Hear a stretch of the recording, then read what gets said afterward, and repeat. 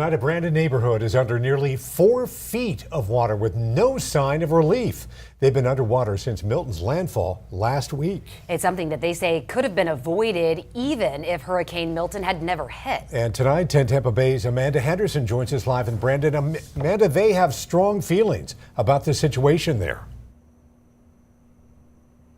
Yeah, they're definitely frustrated because they're not on a floodplain. So this is an area that, shouldn't be taking on this much water, according to them. I know it's tough right now with how dark it is to see exactly how much the water has risen and how little it's receded. But one thing we can see is this sign behind me. And right here it says road underwater. And neighbors have no idea how long this is going to stay for in the Brandon neighborhood just east of Tampa. And they also say another reason they're so frustrated about this sign right here is because this is something they have seen before when it comes to water coming onto the road, but never to this extent. And now they want county leaders to address it.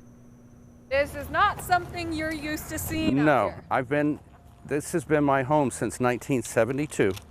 My mom bought this when I was obviously 13 years old. Which makes this walk for Mark Guthrie all the more difficult, seeing his childhood home of 50-plus years still partly underwater. And the water was this deep. It was coming in the back of the house. Mark and his neighbors say this is partly from Hurricane Milton and partly from a water main break. It's got like over 100 gallons a minute. I don't know what it is. It's coming out of here. Right now, there's currently no timeline on when this flooding in their Brandon area homes in East Hillsborough County will be addressed. They've even placed this brick on the street to see if water is receding. I don't know if there's any good words to describe what it's like. The water's everywhere. Jason Carty and Keith Deming say this flooding is unprecedented. Most of us bought in here because it's not in a flood zone. It's a flood zone X. Which makes this reality all the more frustrating. There's a problem with the storm drain and the retention pond culvert over here. And, I know the county's done their work on it.